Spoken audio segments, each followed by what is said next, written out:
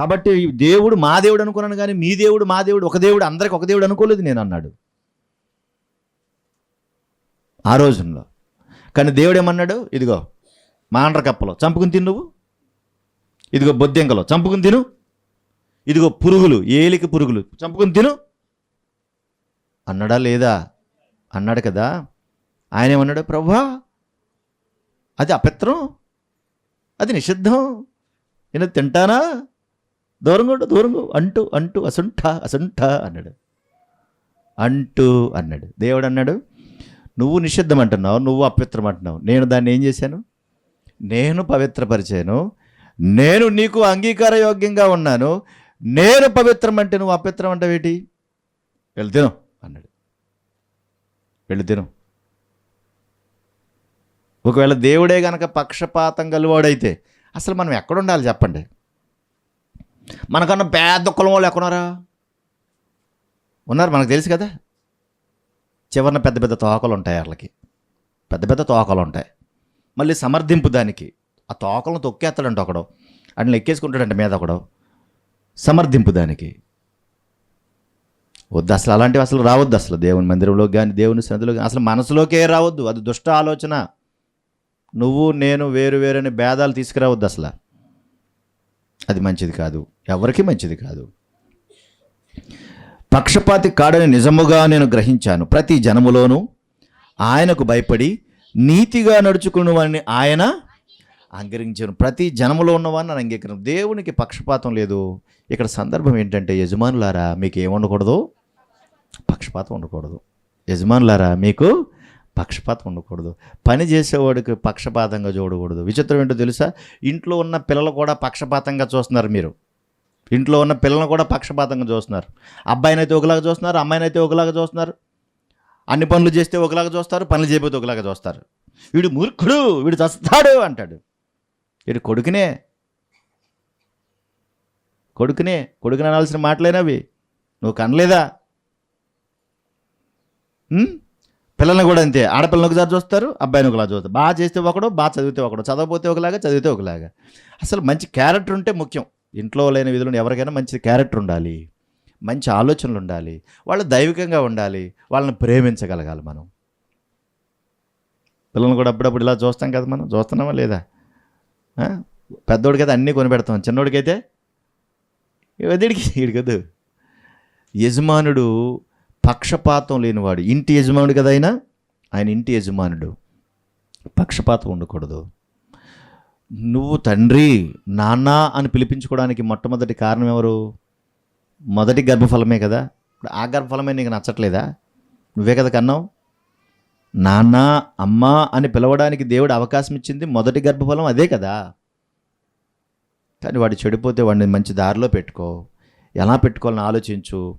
అంతేగాని దుర్భాష మాట్లాడితే మరింతగా వాళ్ళు చెడిపోతారు. ముందు మాటలు విన్నాం కదా మనం.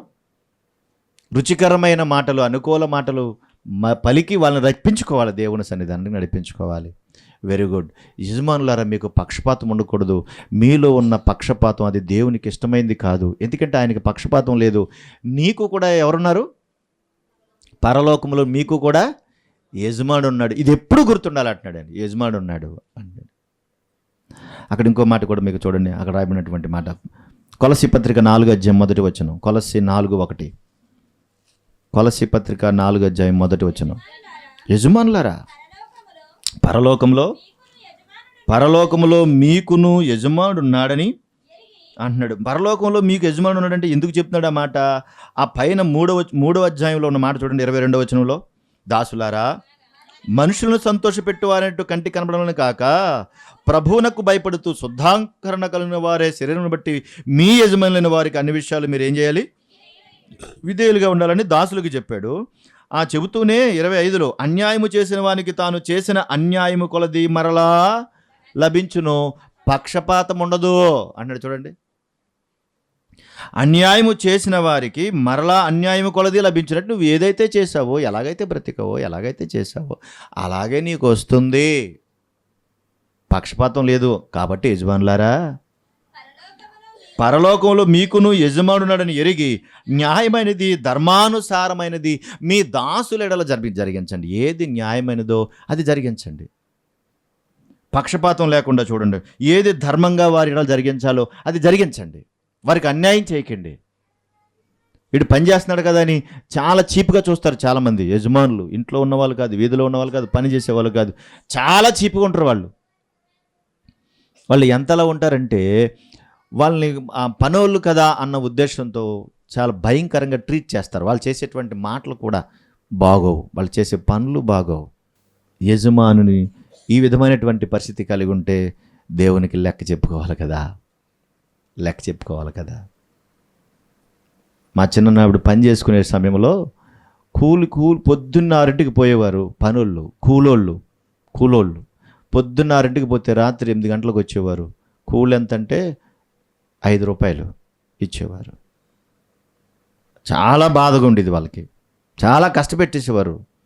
జీతాలు సరిగా ఇచ్చేవారు కాదు, చాలా ఇబ్బంది పెట్టేవారు. ఎందుకు ఈ మాట? రెండో మాట కూడా చూద్దాం. అక్కడ పక్షపాతం లేదన్నాం కదా, రెండో మాట చూడండి ఒకసారి. ఎఫెసీ పత్రిక 6వ అధ్యాయం 6:9 10వ వచనం చదవమ్మా. 9 ఆయనకు పక్షపాతం లేదని ఎరిగిన వారే వారిని బెదిరించుట మాని అన్నాడు. చూడండి, వారిని బెదిరించుట మాని అంటే బెదిరిస్తున్నారు అని. యజమాని కూడా ఏం చేస్తున్నాడు? ఇదిగో నిన్ను ఉద్యోగం నుంచి తీసేస్తానంటాడు, నిన్ను పంపించేస్తానంటాడు, నీ జీతం కట్ చేసేస్తానంటాడు. మేము పడ్డాం, ఇలాంటివన్నీ పడ్డాం. బెదిరిస్తూ ఉంటాడు. వాళ్ళలో చాలా పక్షపాతం ఉంటుంది. ఒకవేళ పని చేసేవాళ్ళు వాళ్ళ కులపోడు ఉన్నాడు అనుకోండి, ఆ కులపోడు ఒకలా చూస్తాడు, పని చేసేవాడిని ఒకలాగా చూస్తూ ఉంటాడు. ఇలాంటి వాళ్ళు కూడా ఉన్నారు, చాలామంది యజమానులు ఉన్నారు. వాళ్ళల్లో కూడా ఈ పక్షపాతం ఉంది. ఇది చాలా ప్రమాదకరమైంది. ఆ రోజు ఉన్నటువంటి రోమా ప్రభుత్వ కాలంలో ఉన్నటువంటి యజమానులు కూడా వాళ్ళు విశ్వాసులు గనక, యజమానులారా మీరు విశ్వాసులుగా ఉన్నారు, వాళ్ళు విశ్వాసులుగా ఉన్నారు, మీరు అధికారంలో ఉన్నారని, మీరు యజమానులుగా ఉన్నారని వాళ్ళని లోకుగా మీరు చూడకండి. వాళ్ళు మంచివాళ్లే, వాళ్ళు విశ్వాసులే. ముందు దాసులకు చెప్పాడు, దాసులారా మీ యజమానులు విశ్వాసులు కదా అని చెప్పేసి మీ యజమానులు చీపుగా మాట్లాడకండి అని వాళ్ళకి చెప్పాడు.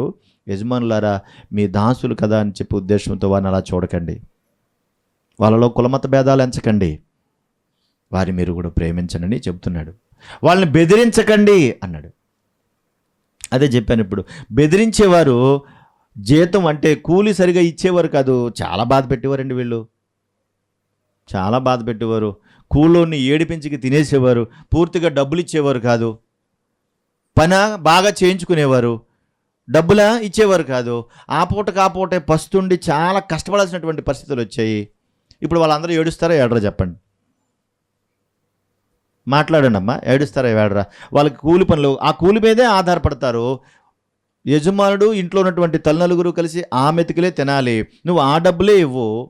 పైగా వారం రోజులు పనిచేసినా కూడా జీతాలు ఇచ్చేవారు కదా వాళ్ళు. వారం తర్వాత ఇప్పుడు వారంలో ఒక 100 రూపాయలు అయిందనుకోండి, 50 రూపాయలు ఇచ్చి మళ్ళీ 50 రూపాయలు తొక్కు పెట్టేసేవారు వాళ్ళు ఆ రోజుల్లో. అయ్యే డబ్బులు అంటే మలవారం చూసుకుందాం అన్నాడు. మధ్యలో మేస్త్రుడు ఉంటాడు, మేస్త్రమ్మలు, మేస్త్రీలు ఉంటారు. మీలో కూడా ఉన్నారా మేస్త్రులు? ఉండే ఉంటారు. వీళ్ళ మధ్యలో వీళ్ళు తినేసేవారు, కొంత కష్టమంతా వాళ్ళది తినేసేది వీళ్ళు. యజమానుడేమో అక్కడ ఆయన ఏడిపించేసేవాడు, మరి కూలోడు ఏడుస్తాడా ఏడ్డా? ఎన్ని రోజులు ఏడుస్తారు చెప్పండి? ఆదివారం వచ్చినప్పటికి నేను ఏడ్చేవాడిని. ఇవాళ ఆదివారం కదా అనుకునేవాడు. కార్యక్రమం మనం అటు వెళ్ళాలి అనేవాడు. సరే అని కార్యక్రమం అటు వెళ్ళేవాడు. ఆయన అనుకునేవాడు ఏంటంటే ఇవాళ ఆదివారం మా వాడిని తీసుకొచ్చేసాను, పోయింది ఇలా. నేను మనసులో అనుకుని ఏడుస్తూ ఉండేవాడు, మనసులో దుఃఖపడుతూ ఉండే, ప్రభా ఈరోజు ఆదివారం నీ సన్నిధిలో ఉండాలి, నా బతికేలాగా అయిపోయింది, ఎప్పుడు విడుదల ఇస్తావు, ఎప్పుడు ఇస్తావు ప్రభా విడుదల? ఇది మరి ఇదంతా ఏడిపోయినా, జీతం డబ్బులు ఇవ్వకుండా ఎక్కువ పని చేయించుకుంటా కూలోని ఏడిపిస్తూ ఉంటే మరి వాడు ఏడుస్తాడే ఏడ్డా?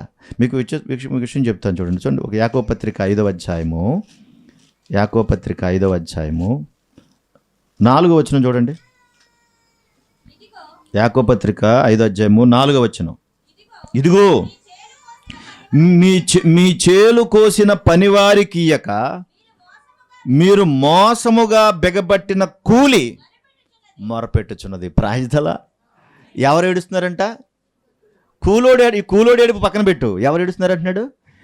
ఏ కూలైతే ఇవ్వకుండా డబ్బులు నువ్వు తొక్కు పెట్టేసావు చూడు, ఆ డబ్బులు ఏడుస్తున్నాయంట. ఒరేయ్ వానరావు, వానరే కదా, ఒరే వానరావు, ఈ డబ్బులు నీ దగ్గర నువ్వు దాచుకున్నావు, కానీ నీ దగ్గరకు వచ్చి కష్టపడ్డారే, ఈ డబ్బులు వాళ్ళ చేతిలో ఉండాలి కదా, నేను వాళ్ళ చేతిలో ఉండాలి కదా, నువ్వు తొక్కు పెట్టేసావేంటి? ఎవరు మొరపెడుతున్నారంట? ఓ దేవుడా, కష్టపడినోడు పలానోడు, నేను వాడి దగ్గరికి వెళ్ళాడి, ఈడేమో రాకుండా వీడు ఇనపెట్లో పెట్టి తాళం వేసాడు నన్ను ఇక్కడ.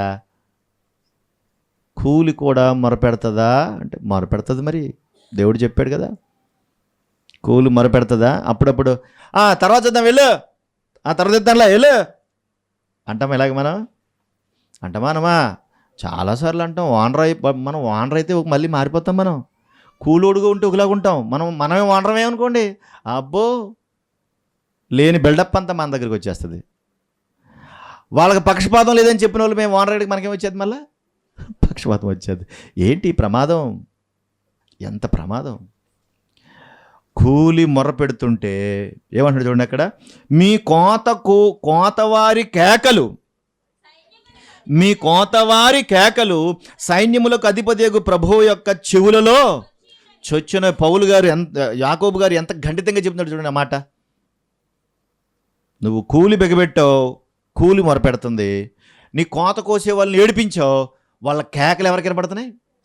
దేవునికి వినపడుతున్నాయి. ఎంత అద్భుతమో చూడండి.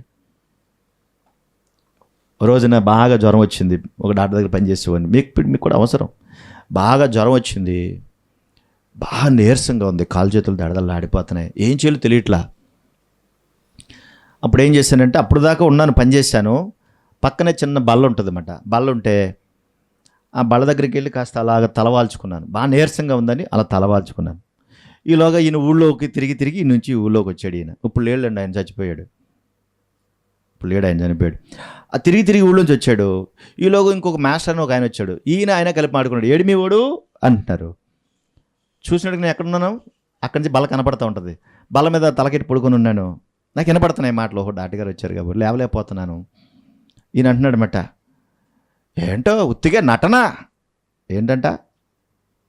నటన. జ్వరం వచ్చి ఎవడన్నా నటింతాడా?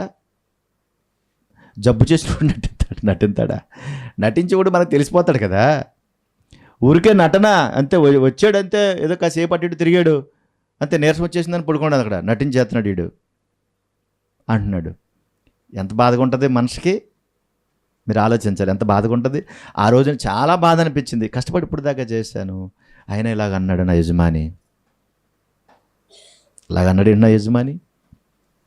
ఓ రోజున వచ్చాడు, తినమన్నాడు నన్ను, ఏదో పలహారం తెచ్చాడు, తినమన్నాడు. డాక్టర్ గారు నేను తినకూడదండి డాక్టర్ గారు, దేవుడు తినొద్దన్నాడండి, నాకు వద్దండి అన్నాను. అయిపోయింది. ఏమన్నాడు తెలుసా? మేము ప్రేమగా పట్టుకొచ్చి పెట్టాం, నువ్వు తినకపోతే ఎంత బాధగా ఉంటుంది చెప్పు అన్నాడు గట్టిగా. నేను ఏమనలేదు. డాక్టర్ గారు తినొద్దన్నాడు, దేవుడు వద్దన్నాడు, నేను వద్దన్నాడు, అంతే. మీ మీద నాకు ప్రేమ లేకపోవడం కాదండి అన్నాను. అంతే, ఆవేశంగా అక్కడ పడేశాడు. బ్యాగ్ కట్టుకున్నాడు, డబా వెళ్ళిపోయాడు ఊళ్ళోకి. ఎవరిద్దరు కవలపిల్లలు పుట్టారంట, వాళ్ళని చూడడానికి వెళ్ళాడు. వాళ్ళని చూడడానికి అలా వెళ్ళి లోపల నుంచి ఇలా వచ్చేటప్పటికి బోర్లంగా పడిపోయాడు. అక్కడ ఒక పెద్ద రాయి ఉంది, ఆ రాయి మీద అడిగేశాడు. ఈయన ఇలా ఉంటాడు, ఇలా నడవను, ఇలా ఉంటాడు. ఇలా అడిగేసేటప్పటికి ఆ ఎదరికి వెళ్ళిపోయాడు. ఆయన ఎదరికి వెళ్ళిపోగానే ఆ రాయి 2 ముక్కలైంది. ఎదురుగుండా ఈయన ఎక్సెల్ సూపర్ అంటాం కదా, అది ఉండేది అప్పుడు, ఇది ఇప్పుడు వచ్చేది కాదు. అది ఎదురుగుండా ఉంది.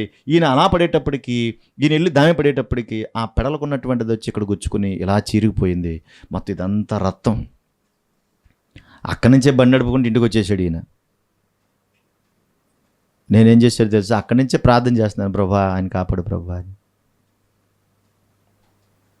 వచ్చి చూసేటడికి గుండె స్టన్ అయిపోయింది, ఒళ్ళంతా రక్తం. పైగా మంచి ఇంత లా ఉంటాడేమో మనిషి, ఒళ్ళంతా రక్తసితం అయిపోయింది, ఇది పెద్ద గాయం అయిపోయింది. వాళ్ళ అబ్బాయి నేను పట్టుకుని మళ్ళీ కుట్లేసాం.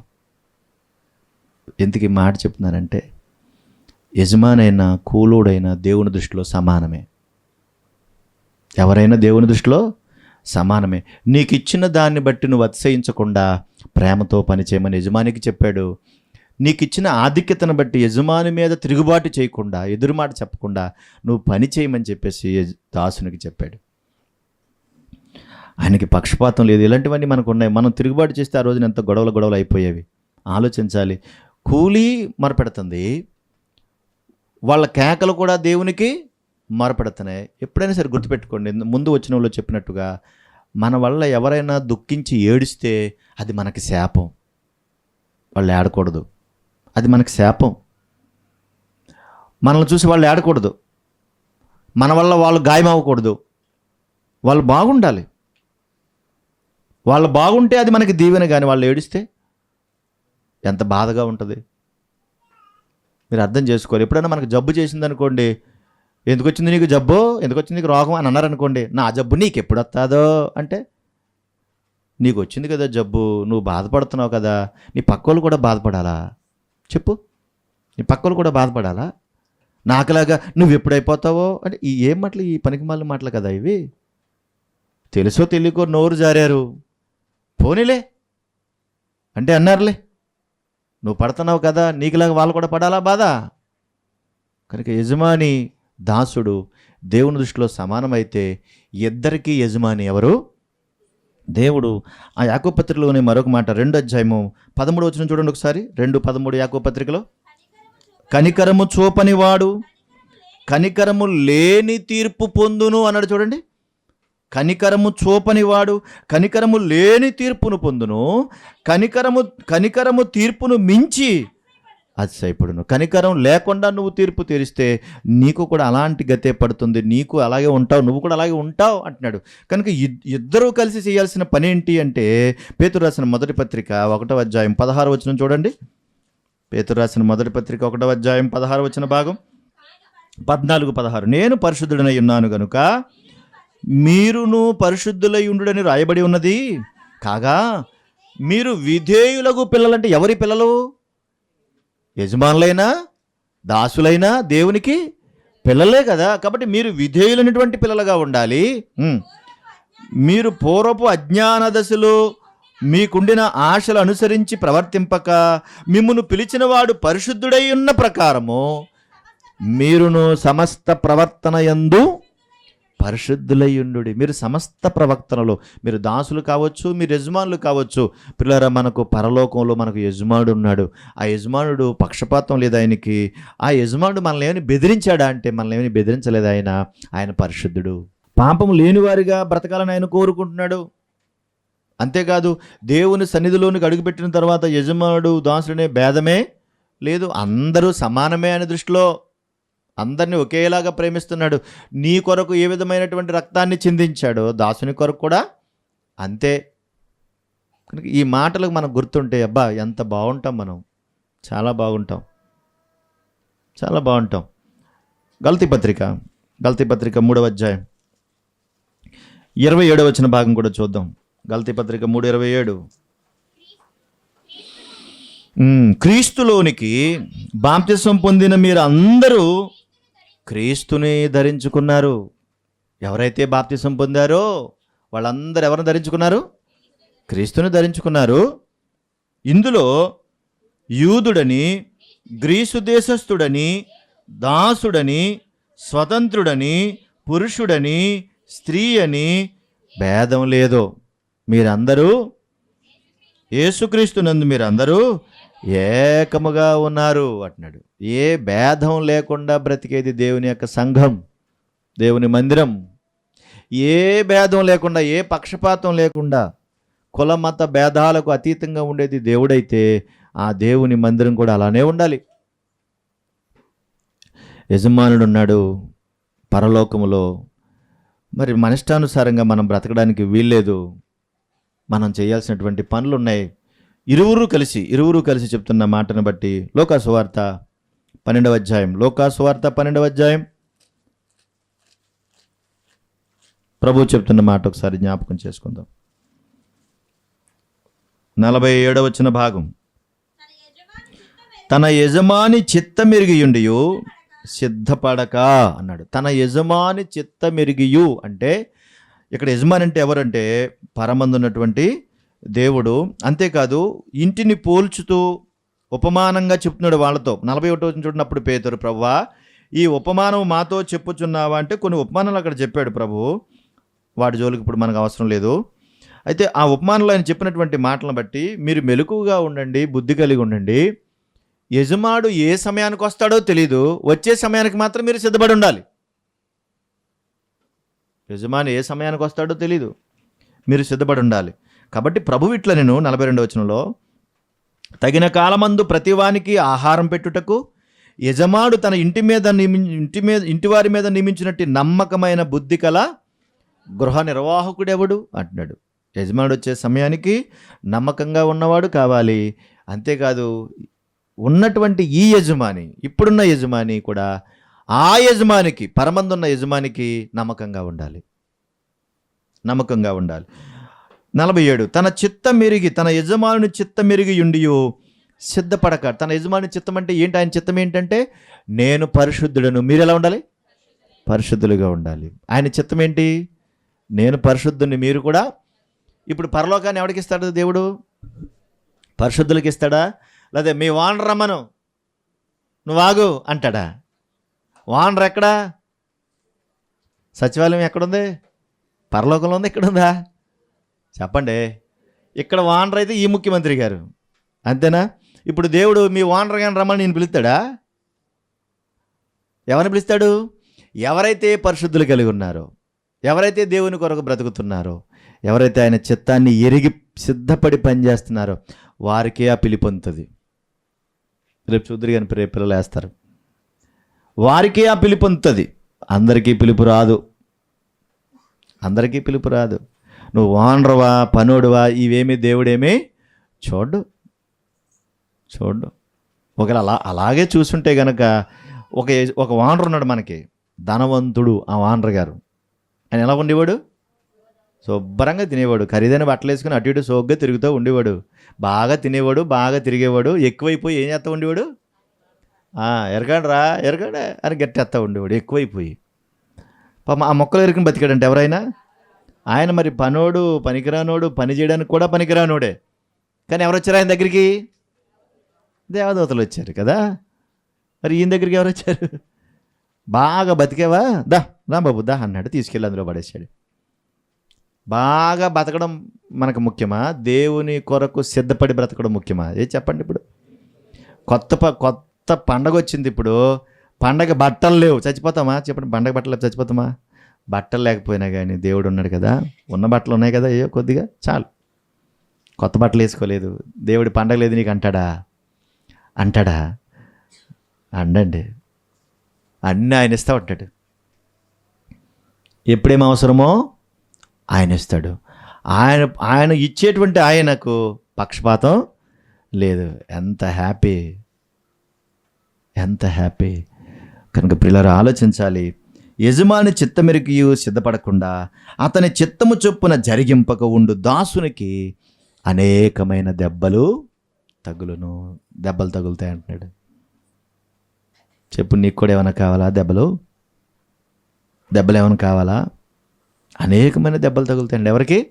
దేవుని చిత్తమెరిగి సిద్ధపడకుండా, ఆ ప్రకారముగా జరిగింపకుండా ఉన్నవానికి ఏం తగులుతాయి? దెబ్బలు తగులుతాయి. ఏం దెబ్బలు అంటారు అవి? ఇంట్లో వాళ్ళ నాన్న కొట్టేసినట్టు బెత్త తీసిన కొట్టేస్తాడా? ఆ దెబ్బలు మనం కొట్టేవి. దేవుడి దెబ్బలు వేరుగా ఉంటాయి. అనేకమైనటువంటి దెబ్బలు తగులును. అయితే తెలియక దెబ్బలకు తగిన పనులు చేసిన వానికి కొద్ది దెబ్బలే తగులును అన్నాడు. కొద్ది దెబ్బలు కావాలి, ఎక్కువ దెబ్బలు కావాలా? ఏ దెబ్బలు కావాలి మరి? ఎవనికి ఎక్కువగా ఇయ్యబడినో వాని యొద్ద ఎక్కువగా తీయజూతురు, మనుషులు ఎవనికి ఎక్కువగా అప్పగింతురో వాని యొద్ద ఎక్కువగా అడుగుదురు. ఏంటి మాట? 5 తలాంతులు ఉన్నవాడు పట్టుకొచ్చేసి 1 తలాంతు ఉన్నవాడిని తీసుకొచ్చేసి ఈ తలాంతు కూడా ఎవరికి ఇచ్చేసాడు? అలా ఎందుకు ఇచ్చాడు? మనకేమనిపిస్తుందా? అది పక్షపాతం కదా అన్నట్టు అనిపిస్తుంది మనకి కదా. అనిపిస్తుందా? పూతరేకులు తీయమని చెప్పేసి 2 తెపాలు ఇచ్చామనుకోండి, ఎంత ఏమనుకోండి, పక్క వాళ్ళని పిలిచేమో ఇంత పిండే ఇచ్చాము, వీళ్ళని పిలిచేమో ఇంత పిండి ఇచ్చాము. ఇప్పుడు ఎక్కువ ఎవరి దగ్గరికి వెళ్తాం? ఎక్కువ ఇచ్చిన వాళ్ళ దగ్గర ఏం ఆశిస్తాం? అంత పిండి ఇచ్చాను కాబట్టి నువ్వు అన్ని తీయాలని అడుగుతామా లేదా? ఎంత పిండి ఇచ్చిన వాళ్ళని ఇంకా అవ్వలేదా? ఇంకా తీయలేదా, ఎంతే కదా నీకు ఇచ్చింది అంటాం. పెద్దగా ఆశించాం వాళ్ళ దగ్గర నుంచి, ఎందుకంటే వాళ్ళకి తక్కువ ఇచ్చాం. దేవుడు కూడా అంటాడు, నీకు ఎక్కువ ఇచ్చానంటే ఈ దగ్గర నుంచి ఎక్కువ ఆశిస్తాను, జాగ్రత్త జాగ్రత్త. దాని అర్థం ఏంటంటే నువ్వు బాగా చక్కగా బ్రతుకుతున్నావు దేవుని కొరకంటే నువ్వు ఇంకా ఎక్కువగా బ్రతకాలని ఆశిస్తాను, ఎక్కువగా బ్రతకాలని ఆశిస్తాను. నువ్వు అలా బ్రతకట్లేదంటే నీకు అప్పగించాల్సిన ప్లేస్కి అప్పగించేస్తాను. బాగా బ్రతుకుతున్నావంటే ఇంకా బాగా బ్రతకాలనేది ఆయన ఇష్టం. ఎక్కువ తలాంతులు ఉన్నాయి నీకంటే ఎక్కువ తలాంతులకు లెక్క చెప్పాలి, తక్కువ తలాంతులు ఉన్నాయంటే తక్కువ తలాంతులకి లెక్క చెప్పాలి. ఆయన గోల్ ఒకటే, యజమానుడు పరమందు ఉన్నాడు, ఆయన అందరినీ సమానంగా చూస్తున్నాడు, ఎవరిని బెదిరించట్లేదు. దేవుని కొరకు ఉన్నతంగా బ్రతకాలని ఆయన కోరుకుంటున్నాడు. ఇదే ఆయన చేసేది. రైట్, వచ్చేసండి ఇప్పుడు ఎఫెసీ పత్రిక 5:9 దగ్గరికి వచ్చాను. ఎఫెసీ పత్రిక 5:9, యజమానులారా మీకును వారికి ఇరువురికి యజమాను అయిన వాడు పరలోకమందున్నాడు, ఆయనకు పక్షపాతము లేదని ఎరిగిన వారే వారిని బెదిరించుట మాని ఆ ప్రకారమే వారి ఎడల, అంటే పరమందున్నటువంటి దేవుడు ఎలా అయితే ప్రవర్తిస్తున్నాడో మనము అలాగే ప్రవర్తించాలని కోరుకుంటున్నాడు. ఆ యజమానుడు మన కొరకు ప్రాణం పెట్టాడు, అవసరమైతే మనం కూడా ప్రాణం పెట్టే స్థితికి వెళ్ళాలి. ఆ యజమానుడు పక్షపాతం లేకుండా ప్రేమించాడు, మనం అలా ప్రేమించాలి. ఆ యజమానుడు మన నుండి ఏమీ ఆశించకుండా మనం బాగుండాలని కోరుకున్నాడు, మనం ఎదుటివారి పట్ల అలాగే కోరుకోవాలి. నేను యజమాని కదా అని అతను గర్వించకూడదు, నేను కూలోని కదా అని యజమాని ఎదిరించి మాట్లాడకూడదు. నీకు అప్పగించినటువంటి పని ఏదైతే ఉందో ఆ పని పరిపూర్ణంగా చేయాలి. మళ్ళా జ్ఞాపకం చేస్తున్నాను, పరిపూర్ణంగా చేయాలి.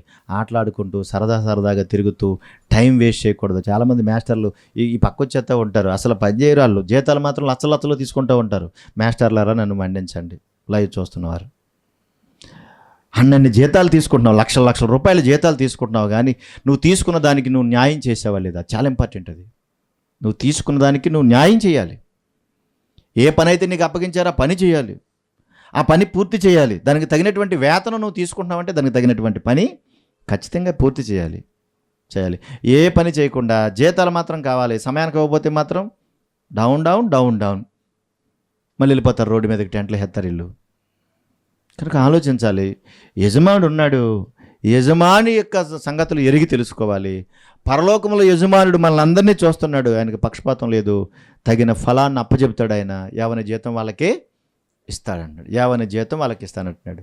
కనుక కష్టపడి పని చేయాలి, యజమాన్ని సంతోషపెట్టాలి, యజమాని పనివారిని సంతోషపెట్టాలి. అది దేవుడు కోరుకుంటున్నాడు. మన యజమాని అయినటువంటి మన ప్రభు మనను కాపాడడానికి, మనలను పరిశుద్ధులుగా బ్రతికించడానికి, పరలోకానికి నడిపించడానికి తన ప్రాణమే పెట్టాడు. మనము కూడా అంతే.